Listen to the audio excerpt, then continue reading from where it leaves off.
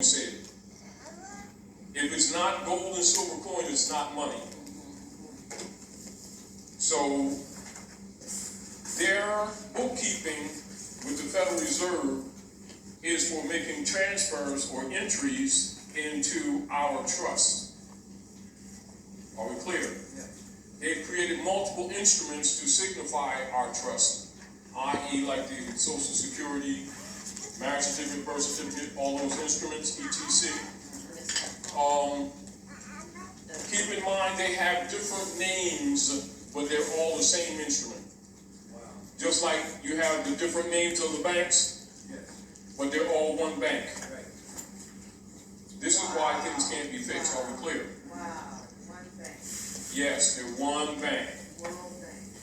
So if you're dealing with Chase, Manhattan, and then you're dealing with Citibank, JP Morgan, you're dealing with one bank because all of the directors on all the boards are the same people. They just gave these outlets different names to deceive the public. Are we clear? Yes. Now, the reason I say look at it a little differently from the concept that they don't have money, look at it from this perspective. They're dealing with a state. They're dealing with real estate. This is why they're dealing with real property and occupied land. And so what they've done is created a lot of what you call layers to disguise the mystery, or to create the mystery of money. So let's look at the mystery of money. So the mystery of money is the counterfeit of the multiple layers of what they call negotiable instruments. And negotiable instruments are simply inputs and outputs and movements of our resources and our estate, period. They weren't dealing with money. Are we clear? Yes. Even when, from a truthful perspective, the last silver coins were plugged in like 64. But technically, they were still only dealing with movements on our estate. Are we clear? And if you think estate, your concepts will be right, because if you're talking money, you're kind of removing yourself away from what is the real issue. Because the real issue is this land and the resources in the land, above and beneath the land. Are we clear? Which includes the silver and the gold that's still unrefined, you see. So, United States Congressional Record, March the 17th, 1993, volume 33, page H-1303. Speaker Representative James Travicant Jr. of Ohio, addressing the House of Representatives. Mr. Speaker, we are now here in Chapter 11, and members of Congress are official trustees presiding over the greatest reorganization of any bankrupt entity in world history, the U.S. government. We are setting forth, hopefully, a blueprint for our future. And there are some who say it is a coroner's report that will lead to our demise.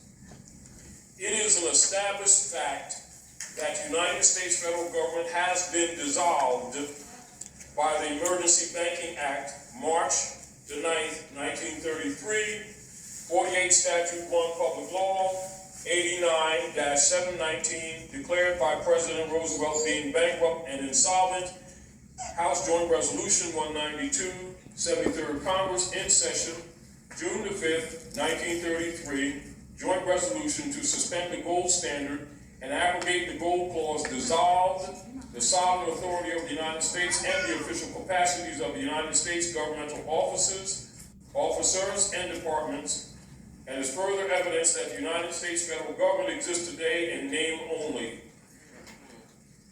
The receivers of the United States bankruptcy are the international bankers via the United Nations, the World Bank, and the International Monetary Fund.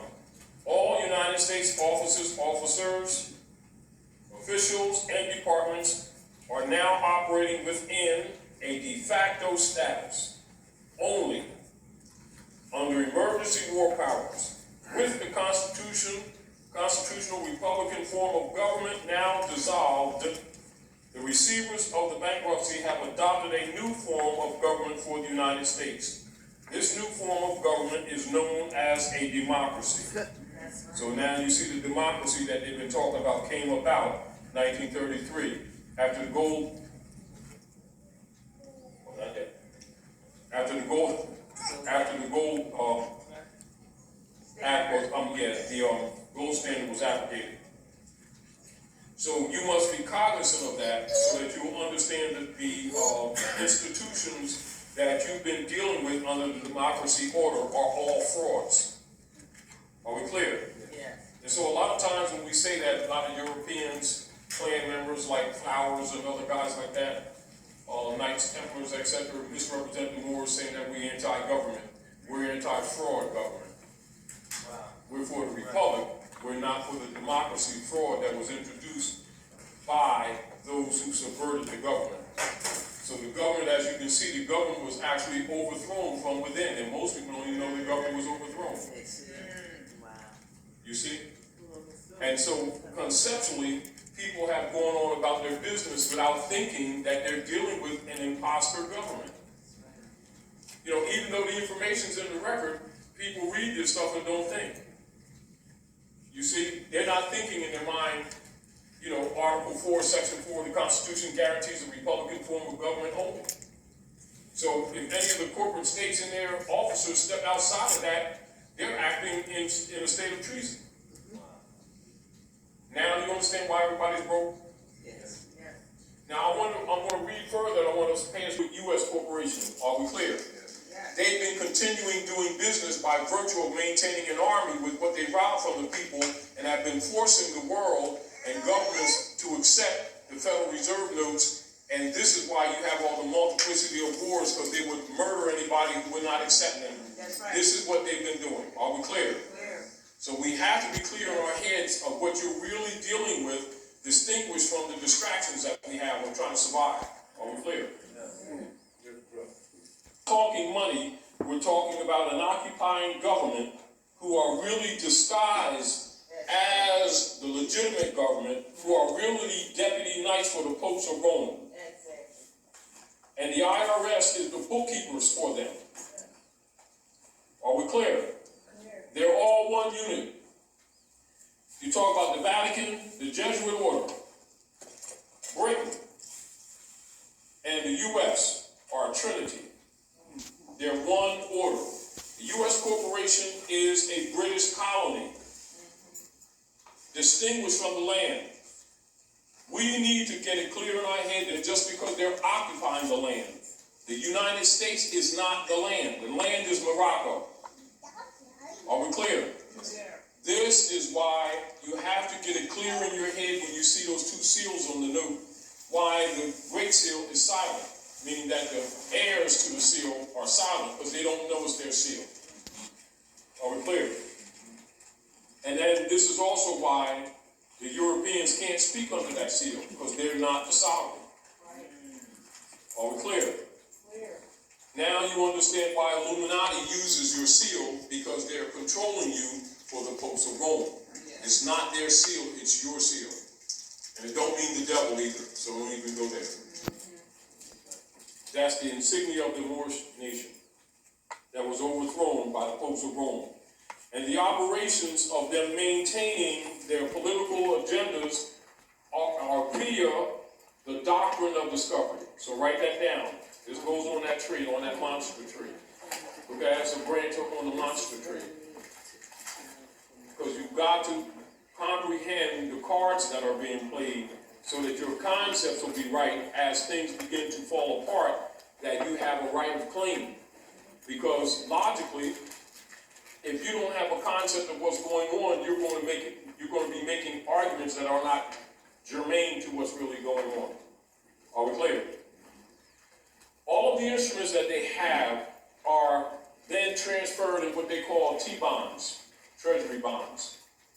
But that treasury really is the bookkeeping bonds of the Inquisition Revenue Services, the IRS, which is really a branch of the Federal Reserve, which belongs to the popes of Rome.